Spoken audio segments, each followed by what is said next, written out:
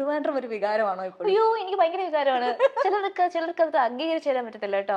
പക്ഷെ എനിക്ക് ഭയങ്കര വികാരമാണ് ട്രിവാൻഡ്രം. എൻ്റെ ഏറ്റവും വലിയ ആഗ്രഹം എനിക്ക് ട്രിവാൻഡ്രത്ത് സെറ്റിൽ ആകണം എന്നാണ്. നടക്കോ?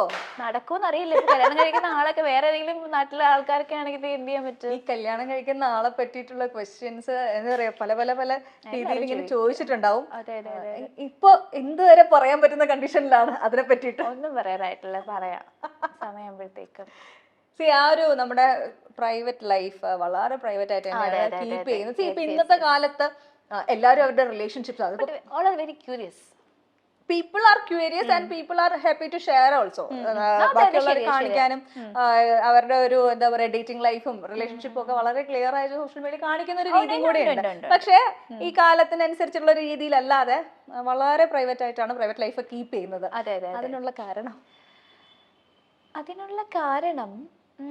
അത് വളരെ സ്വാഭാവികമായിട്ട് സംഭവിക്കുന്ന ഒരു കാര്യമാണ്.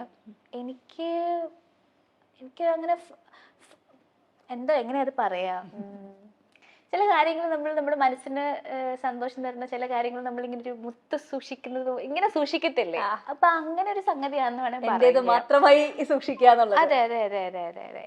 ആ ഒരു പരിധിക്കപ്പുറം ഇല്ല വേണ്ടെന്നാണ് എൻ്റെ ഒരു ആഗ്രഹം.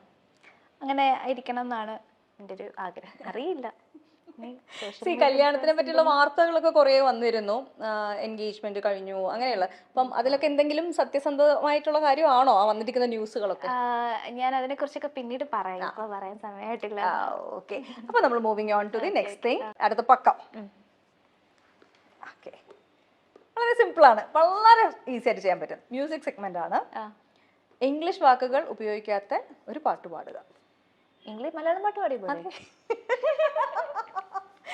ഞാൻ പറഞ്ഞു വളരെ സിമ്പിൾ ആയി പോയി ഈ ക്വസ്റ്റ്യൻ എഴുതിയപ്പോഴേ. അതെന്തപ്പോ അങ്ങനെ ഒരു ചോദ്യം? ഏത് പാട്ടാണ്? പഴയ പാട്ട്. പക്ഷെ പാടാൻ എനിക്കുണ്ട് കേട്ടാ. കുഴപ്പമില്ല, പറ്റുന്ന രീതിയിൽ പാടാ. കടലിന്നഗാധമാം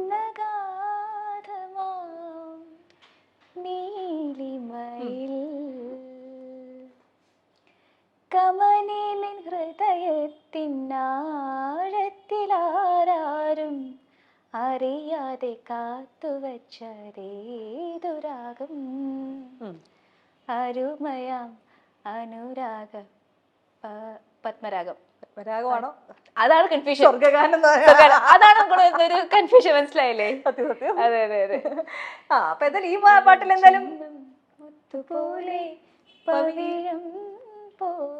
വാക്കുകൾ അവിടെയാണ് കൺഫ്യൂഷൻ വരുന്നത്. പത്മരാഗം, സ്വർഗരാഗം. അതെ അതെ, നമ്മൾ എന്നും കേൾക്കുന്ന പാട്ടാണെങ്കിലും പറഞ്ഞു വരുമ്പോഴത്തേക്കും അതാണോ ഇതാണോ എന്നൊരു സംശയം വരും. ഓക്കെ, അപ്പൊ സക്സസ്ഫുള്ളി കംപ്ലീറ്റഡ് അത് വൺ ഓൾസോ. അപ്പൊ അടുത്ത ചക്കം. സ്വന്തം മുഖത്തോട് സാദൃശ്യമുള്ള ഒരാളെ കണ്ടുമുട്ടിയിട്ടുണ്ട്. കണ്ടുമുട്ടിയിട്ടുണ്ടോ എന്ന് വെച്ചാൽ എനിക്ക് നമുക്ക് കണ്ടാ അങ്ങനെ പെട്ടെന്ന് പിടിയിട്ടത്തില്ല. അങ്ങനെ ഡിറ്റോ സാദൃശ്യമുള്ള ആളെ കണ്ടുമുട്ടിയിട്ടൊന്നുമില്ല. പിന്നെ ഒത്തിരി പേര് ഓൺലൈനിലും ഒക്കെ, പിന്നെ ഇപ്പൊ കൊളീഗ്സ് കൂടെ വർക്ക് ചെയ്യുന്ന കൊളീഗ്സ് ഒക്കെ ഇന്ന ആളെ പോലെ ഇരിക്കുന്നെന്ന് പറയാം. അങ്ങനെ കുറെ പേരുടെ പേര് പറഞ്ഞിട്ടുണ്ട്. അങ്ങനെ എനിക്കും തോന്നിയിട്ടുള്ള ഒരാളാണ്. നേരിട്ട് കാണുന്നേക്കാൾ കൂടുതൽ നമ്മള് സ്ക്രീനിൽ കാണുമ്പോൾ ഭയങ്കരമായിട്ട് സിമിലാരിറ്റി തോന്നിയിട്ടുള്ള ആക്ട്രസ് ഒക്കെ ഉണ്ട്. അതെ അതെ അതെ. ഏറ്റവും കൂടുതൽ കേൾക്കുന്ന ആരുമായിട്ടുള്ള ഏറ്റവും കൂടുതൽ ഇപ്പൊ കേൾക്കുന്നത് നമ്മുടെ പാൻ ഇന്ത്യൻ സ്റ്റാർ ക്യൂട്ട്നെസിന്റെ. അതെ അതെ അതെ അതെ അതെ. രശ്മിക. ശരിക്കും കേട്ടോ, എനിക്ക് എവിടെയൊക്കെയോ തോന്നാറുണ്ട് ചില ഫോട്ടോസ് ചില ആംഗിളില് അങ്ങനെ പറഞ്ഞു കേൾക്കുന്നത് ശരിയോ എന്തോ ഇതാണ്. പക്ഷെ അത് മാത്രമല്ല കേട്ടോ, ഷംന കാസിമിനെ പോലെ ഇരിക്കുന്നു എന്ന് ചിലർ പറയും. ചിലർ പലതും തോന്നുവേ. ഷംന കാസിം ഒരു ദിവസം എന്നെ കണ്ടപ്പോൾ പറഞ്ഞു സുമലതേനെ പോലെ ഇരിക്കുന്നു. പണ്ട് വേണ റിലീസ് ചെയ്ത സമയത്ത് അതിന്റെ കമന്റ്സിൽ ശിവതയെ പോലെ ഇരിക്കുന്നു ഒരു കമന്റ്. പല കമന്റ്സ് ആണ്. പിന്നെ ആംബർ ഹേർഡിന്റെ ചെറിയ ഇതുണ്ടെന്ന് പറയും. അത് ഏതൊക്കെയോ ആംഗിളിൽ നിന്നുള്ള ഓരോ കമന്റ്സും. അതിൽ ഏറ്റവും സന്തോഷം തോന്നിയത് ആരുമായിട്ടുള്ള സിമിലാരിറ്റി കേട്ടപ്പോഴും? അങ്ങനെ വെച്ചാല് എല്ലാരും എല്ലാരും കുഴപ്പമില്ല. ഞാൻ ചിന്തിക്കുന്നത് എന്താണെന്നറിയാവോ, ഇവരൊക്കെ റിജക്ട് ചെയ്യുന്ന മൂവീസ് ഉണ്ടായിരിക്കുമല്ലേ, ഡേറ്റ് അല്ലാണ്ട് മൂവീസ് ഒക്കെ, അതൊക്കെ ഇന്ന കുട്ടി അയാൾ ആ പോലെ ഇരിക്കും പക്ഷെ നന്നായിരിക്കും എന്നൊക്കെ ചിന്തിച്ച് അങ്ങനെ പ്രോജക്ട്സ് ഒക്കെ വന്നൂടെ വരണം എന്നാണ് എൻ്റെ ഒരു ആഗ്രഹം. പക്ഷെ അങ്ങനെ സംഭവിച്ചിട്ടില്ല. ഞാൻ ഇന്ന് ഒരാളുടെ അതിമോഹമായി. പ്രവീണ ചേച്ചിയുടെ ഒരു ചെറിയ ഛായ ഉണ്ട്. ആണോ? എവിടെയോ ഭയങ്കര ഫുൾ ആയിട്ടുള്ള ഇല്ല face ഇല്ല അല്ല, ആ. എവിടെയോ എങ്കയോ ആണല്ലേ? ചെറുപ്പത്തിലുള്ള പ്രവീണ ചേച്ചിയുടെ ഒരു ഛായയും തോന്നുന്നുണ്ട്. അപ്പൊ എന്തായാലും ഇവര് റിജക്ട് ചെയ്യുന്നത് എന്നുള്ളതല്ല, ഡേറ്റ് ഫ്രീ ആണ്, ആ, അതെ. സിനിമകൾ ചെയ്യാൻ reject ചെയ്തെന്നല്ല, I mean, you know, date clash ഒക്കെ വന്നു കഴിഞ്ഞാല് ഓക്കെ. അപ്പൊ ചക്കത്തിൽ അടുത്തത്, മറ്റുള്ളവരുടെ ഉപദേശം കേട്ട് തലവേദന ഉണ്ടായിട്ടുണ്ട്. ഓ പിന്നെ വരുന്നവരും പോകുന്നവരൊക്കെ ഉപദേശിച്ചിട്ട് പോകാറുണ്ടോ? അയ്യോ ഇല്ല, അങ്ങനെ ഇല്ല, അങ്ങനെ ഇരുന്ന് കൊടുക്കാറില്ല. എനിക്ക് അങ്ങനെയൊക്കെ ഉള്ളത് കുറച്ച് നല്ല ക്വാളിറ്റീസ് ഉണ്ട്. ഞാൻ വളരെ ചുരുക്കമാണ് അങ്ങനെ ഇരുന്ന് കൊടുക്കുക. നമുക്കറിയാലോ ഏത് റൂട്ടിലേക്കാണ് അത് പോകുന്നത് കണ്ടു കഴിഞ്ഞാൽ ഞാൻ പതുക്കെ എങ്ങനെയെങ്കിലും സ്കൂട്ട്. പക്ഷെ ചില സാഹചര്യങ്ങളിൽ ഞാൻ നല്ല ലിസണർ ആണ് കേട്ടോ. എനിക്ക് ലിസൺ ചെയ്യാൻ എനിക്ക് ബുദ്ധിമുട്ടൊന്നുമില്ല. ഞാൻ സംസാരിക്കുന്നതിൽ കൂടുതൽ കേൾക്കുന്ന ആളാണ്. അപ്പം അങ്ങനെയൊക്കെ നമ്മൾ ചിലപ്പോൾ ഇരിക്കുമ്പോഴത്തേക്കും ഇത് ഈ ഒരു മേഖലയിലേക്ക് പോകും, കോൺവെർസേഷൻ ഉപദേശത്തിലേക്കൊക്കെ പോകും. നമുക്ക് ഓൾറെഡി അറിയാവുന്ന കാര്യങ്ങളായിരിക്കും, നമ്മൾ അവെയർ ആയിട്ടുള്ള കാര്യങ്ങളായിരിക്കും. വീണ്ടും ഇങ്ങനെ കേൾക്കുമ്പോഴത്തേക്കും പിന്നെ അത് ഇരുന്ന് കേൾക്കും, വേറെ വഴിയില്ല. പിന്നെ എനിക്ക് ഈ സ്കൂട്ടാവുകയെന്ന് വെച്ചാൽ മുൻ അറിഞ്ഞു വരുമ്പോഴത്തേക്കും ആദ്യമേ സ്കൂട്ടാവുന്നറിയാം. പക്ഷെ ഒരു കോൺവെർസേഷന്റെ ഇടയ്ക്ക് ബ്രേക്ക് ചെയ്ത് പോകുന്നത് എനിക്ക് അറിയത്തില്ല, അല്ലെങ്കിൽ എനിക്ക് കോൺവെർസേഷൻ മാറ്റാനൊന്നും അറിയില്ല. അപ്പൊ എനിക്ക് അവര് സംസാരിക്കുന്ന ആളെ മാനിക്കണം എന്ന് വിചാരിച്ചിട്ട് നല്ലൊരു പറഞ്ഞു തീർക്കട്ടെ എന്ന് വിചാരിച്ചങ്ങ് വെയിറ്റ് ചെയ്തിരിക്കും. അതെ, ഐ ആം ട്രാപ്ഡ്. പ്രത്യേകിച്ച് ഉപദേശം എന്നൊക്കെ പറയുമ്പോ ഒന്നും പറയണ്ട. ഏറ്റവും കൂടുതൽ കേട്ട് വെറുത്ത ഉപദേശം ഏതായിരിക്കും? എല്ലാരും വന്ന് ഉപദേശം ഫോൺ എടുക്കാന്ന് പ്രശ്നമാണോ? ഫോൺ വിഷയമാണ് അത്. അതായത് ഫുൾ ടൈം ഫോൺ കയ്യിൽ വെക്കാത്ത ഒരാളായത് കൊണ്ടാണ്.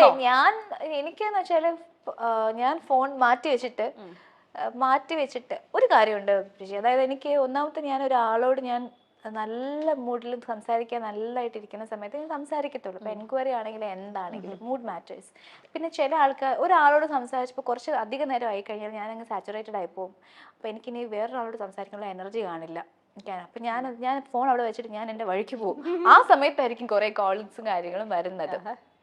ചിലപ്പോൾ എനിക്ക് മാനേജ് ചെയ്യാൻ പറ്റാത്തപ്പോഴാണ് തിരികെ. പക്ഷെ അതൊക്കെ ഒരുപാട് പേർക്ക് അത് ഹേർട്ടായിട്ടുണ്ട്, വിഷമമായിട്ടുണ്ട്, നമ്മളത് പിണങ്ങിയിരിക്കുന്നവരുണ്ട്. അതെ അതെ അതെ, ചിലരൊക്കെ നന്നായിട്ട് അണ്ടർസ്റ്റാൻഡ് ചെയ്യുന്ന ആൾക്കാരും ഉണ്ട്. അപ്പോൾ ഉപദേശം ഫോൺ സമയത്ത് ഫോൺ എടുക്കുക, ഫോളോ അപ്പ് ചെയ്യുക എന്നുള്ളതാണ് ഉപദേശം ഏറ്റവും കൂടുതൽ കേട്ടിട്ടുള്ളത്. പിന്നെ ഇത് തന്നെയാണ്. കരിയർ വൈസ് ഉപദേശക്കാരിലൊക്കെ തരാറുണ്ടോ ഇടയ്ക്കിടയ്ക്ക്? അങ്ങനെ ചെയ്യണം, ഇങ്ങനെ ചെയ്യാൻ പാടില്ല എന്നൊക്കെ. അതൊക്കെ തരും. അത് തരാറുണ്ട് ഇൻ ദ സെൻസ് ഉണ്ട് ഇങ്ങനെ വേണം അങ്ങനെ വേണം എന്ന് പറയുന്നു. പക്ഷെ നമുക്കറിയാലോ നമുക്ക് എന്ത് വേണം എന്നുള്ളതിനെ കുറിച്ച് നമുക്കൊരു ഐഡിയ ഉണ്ടല്ലോ. അപ്പൊ ഞാൻ അതനുസരിച്ചാണ് പോകുന്നത്. ഇപ്പം സോഷ്യൽ മീഡിയയിൽ നമ്മളെ തന്നെ വിഷ്വൽസ് വരുന്ന സമയത്ത് അതിനകത്ത് പോസിറ്റീവ് ആയിട്ടുള്ളതും നെഗറ്റീവ് ആയിട്ടുള്ള കമന്റ്സും ഒരുപോലെ വരാം. അല്ലെങ്കിൽ ചിലപ്പോൾ നെഗറ്റീവിനായിരിക്കും കൂടുതൽ. ഒരാള് എന്തെങ്കിലും മോശമായിട്ട് പറഞ്ഞു തുടങ്ങി കഴിഞ്ഞാൽ പിന്നെ അത് കാട്ടുതീ പോലെ പടർന്ന് എല്ലാവരും അത് പറയാനുള്ള ഏറ്റെടുത്ത് പറയുന്ന ഒരു ട്രെൻഡ് ഉണ്ട്. അപ്പോൾ കഴിഞ്ഞ ദിവസം ഒരു ഇന്റർവ്യൂ, ഞാൻ ഡയാനയാണ് എൻ്റെ ഗസ്റ്റ് എന്നറിഞ്ഞപ്പോൾ ഞാൻ കുറച്ച് റെഫറൻസ് എടുക്കുമായിരുന്നു. അപ്പോൾ അതിനകത്ത് ഒരു ഇന്റർവ്യൂവിൽ മതത്തിനെ കുറിച്ച് പറയുന്നുണ്ടായിരുന്നു. സോ അപ്പോൾ ആ പറഞ്ഞ വേർഡ് ഡിഫൈൻ ചെയ്യാൻ വേണ്ടി എടുത്തൊരു വേർഡിനെ ബേസ് ചെയ്ത് ആൾക്കാർ ഭയങ്കരമായിട്ട് നെഗറ്റീവ് പറയുന്നുണ്ടായിരുന്നു. സോ വളരെ സീരിയസ് ആയിട്ടുള്ളൊരു വിഷയമാണ് മതം എന്ന് പറയുന്നത്. നമ്മൾ മതം നിഷ്കർഷിക്കുന്നതായിട്ടുള്ള കുറേ രീതികൾ നമ്മൾ ഫോളോ ചെയ്ത് പോകുന്ന ആൾക്കാരാണെങ്കിൽ പോലും നമ്മുടെ പ്രൊഫഷന് വേണ്ടി നമുക്ക് എപ്പോഴും കൃത്യമായ രീതികൾ ഫോളോ ചെയ്യാൻ പറ്റാതിരിക്കും. അപ്പോൾ അങ്ങനത്തെ ഉള്ള സിറ്റുവേഷനിൽ വരുന്ന നെഗറ്റീവ്സിനെ എങ്ങനെയാണ് ഡീൽ ചെയ്യുന്നത്? ഞാൻ ആക്ച്വലി ഞാൻ ആ ഇന്റർവ്യൂവിന് താഴെ വന്നിരിക്കുന്ന കമന്റ്സ് ഞാൻ വായിച്ചിട്ടില്ല സത്യം പറഞ്ഞാൽ. ഞാൻ ആദ്യത്തെ 1-2 കമന്റ് വായിച്ചിട്ട് ഞാൻ അതിന് ശേഷം വായിക്കാൻ നിന്നിട്ടില്ല. അപ്പം എനിക്കറിയാം അത് വായിച്ചു കഴിഞ്ഞാൽ എനിക്ക് വിഷമമാകും എന്നുള്ളത് കാര്യം എനിക്കറിയാം. പിന്നെ നമ്മൾ ഈ ഒരു ശരിക്കും നമ്മൾ ഈ മതം എന്നുള്ളൊരു വാക്ക് തന്നെ നമ്മൾ പറഞ്ഞല്ലോ, നമുക്കതിന് കിട്ടുന്ന റെസ്പോൺസ് ഭയങ്കര നമ്പർ ഓഫ് റെസ്പോൺസ് ഭയങ്കര ഹൈ ആയിരിക്കും. അത് ആൾക്കാരെ ഭയങ്കരമായിട്ട് പ്രൊവോക്ക് ചെയ്യുന്ന ഒന്നാണ്. നമ്മൾ നല്ലത് പറഞ്ഞാലും എന്തെങ്കിലും ആ വാക്ക് പറഞ്ഞാൽ മതി അതിങ്ങനെ വരും. അപ്പം ഞാനത് വളരെ കാഷ്വലായിട്ട് ഞാൻ സംസാരിച്ചു പോയൊരു വിഷയമാണ്. It's very important for me actually. എനിക്ക് വളരെ വിലപ്പെട്ടതാണ് എൻ്റെ വിശ്വാസങ്ങൾ. അപ്പോൾ അതിനെക്കുറിച്ച് ഞാൻ കാഷ്വൽ സംസാരിച്ച് പോയപ്പോഴത്തേക്കും അത് പല ആൾക്കാരെ വ്യാഖ്യാനിച്ചിരിക്കുന്നതും പല രീതിയിലാണ്. അത് പലരും ഉൾക്കൊണ്ടിരിക്കുന്നത് വളരെ ഡിഫറെൻ്റ് ആയിട്ട്. ഞാൻ ഉദ്ദേശിച്ച കാര്യങ്ങളോ അങ്ങനെയൊന്നും അല്ല, അവരുടേതായ രീതിയിലാണ് റെസ്പോണ്ട് ചെയ്തിരിക്കുന്നത്. നമുക്കൊന്നും ചെയ്യാൻ പറ്റില്ല. ഞാൻ ഹെൽപ്ലെസ് ആണ്. നമുക്ക് ആരുടെയും വായും മൂടിക്കെട്ടാനൊന്നും പറ്റത്തില്ല. പിന്നെ അവരവരുടെ കാഴ്ചപ്പാടുകൾ കമന്റ് ചെയ്യുന്നു, രീതികൾ കമന്റ് ചെയ്യുന്നു. Let it be there. നടി ഡയാന ഹമീദ് അമീൻ തടത്തിൽ വിവാഹ വാർത്തയാണ് സോഷ്യൽ മീഡിയ നിറയെ. ഇവർ തമ്മിൽ ഇത്രകാലം പ്രണയത്തിലായിരുന്നോ എന്നാണ് ആരാധകരുടെ ചോദ്യം. അതീവ രഹസ്യമായിട്ടാണ് വിവാഹം എങ്കിലും മീഡിയ രംഗത്തെ പ്രമുഖർ എല്ലാം തന്നെ വിവാഹത്തിൽ പങ്കെടുക്കാൻ എത്തിയിരുന്നു. അവതാരകനായും നടനായും അമീൻ സോഷ്യൽ മീഡിയയ്ക്ക് സുപരിചിതനാണ്. നടിയും അവതാരകയുമാണ് ഡയാന. മുൻപേ തന്നെ സോഷ്യൽ മീഡിയയിൽ ചെറിയൊരു സൂചന ഡയാന നൽകിയിരുന്നു. വിവിധ പരമ്പരകളും സ്റ്റാർ മാജിക്കും സിനിമകളും ഒക്കെയായി ഡയാന ഹമീദ് വർഷങ്ങളായി സോഷ്യൽ മീഡിയയിലുണ്ട്. സ്റ്റാർ മാജിക്കിലൂടെയാണ് താരം കൂടുതൽ ശ്രദ്ധിക്കപ്പെട്ടത്. ഈ ഷോയിൽ വന്നതോടെയാണ് ആളുകൾ തന്നെ തിരിച്ചറിഞ്ഞു തുടങ്ങിയത്. എവിടെ പോയാലും ഷോയുടെ കാര്യങ്ങൾ ചോദിക്കും എന്നാണ് ഒരിക്കൽ ഡയാന പറഞ്ഞിരുന്നത്. പാട്ടും സ്കിറ്റും ഗെയിമും ഒക്കെയായി ഡയാന സ്റ്റാർ മാജിക്കിൽ സജീവ വ്യക്തിത്വമായിരുന്നു. അമീൻ ടെലിവിഷൻ ഷോയിലും പരമ്പരകളിലും സജീവമാണ്. തന്റെ വിവാഹത്തെക്കുറിച്ച് ഡയാന ഒരിക്കൽ സ്റ്റാർ മാജിക്കിൽ സംസാരിച്ചിരുന്നു. എയിൽ തുടങ്ങുന്ന പേരാണ്. അടുത്ത വർഷമായിരിക്കും വിവാഹം എന്നാണ് 2023 ഡയാന പറഞ്ഞത്. കഴിഞ്ഞ വർഷം വിവാഹം പ്രതീക്ഷിച്ചുവെങ്കിലും നീണ്ടുപോവുകയായിരുന്നു. അടുത്ത വർഷം വിവാഹം നടന്നേക്കും. കല്യാണം കഴിക്കാൻ പോകുന്ന ആളുടെ പേര് എയിലാണ് തുടങ്ങുന്നതെന്നും ഡയാന അന്ന് വെളിപ്പെടുത്തിയിരുന്നു. ഡയാന എന്നാണ് ശരിക്കുമുള്ള പേര്. എല്ലാവരും ഡയാന എന്നാണ് വിളിക്കാറുള്ളത്. അങ്ങനെയാണ് ആ പേര് ആളുകളിൽ സ്ഥിരമായി മാറിയത്. തന്റെ യഥാർത്ഥ പേര് സജ്ന എന്നാണെന്നും ഡയാന പറയുന്നുണ്ട്. തുടക്കത്തിൽ ആങ്കറിംഗ് ആയിരുന്നു പാഷൻ. പിന്നീട് അത് മോഡലിംഗിലേക്കും അഭിനയത്തിലേക്കും എത്തി. അമീനുമായി നേരത്തെ തന്നെ അടുത്ത ബന്ധമുണ്ടായിരുന്നു ഡയാനയ്ക്ക്. ഇരുവരും തമ്മിലുള്ള ചിത്രങ്ങൾ പലപ്പോഴും ഇരുവരും ഷെയർ ചെയ്യാറുണ്ടായിരുന്നു.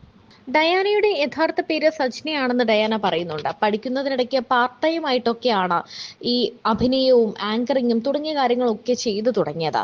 പിന്നീട് ഭാവിയും കരിയറും എല്ലാം അതിലേക്ക് എത്തുകയായിരുന്നു. തന്റെ ജീവിതം ആങ്കറിങ്ങിലോട്ട് മൊത്തത്തിൽ തിരിയുകയായിരുന്നുവെന്നും ഡയാന പറയുന്നുണ്ട്.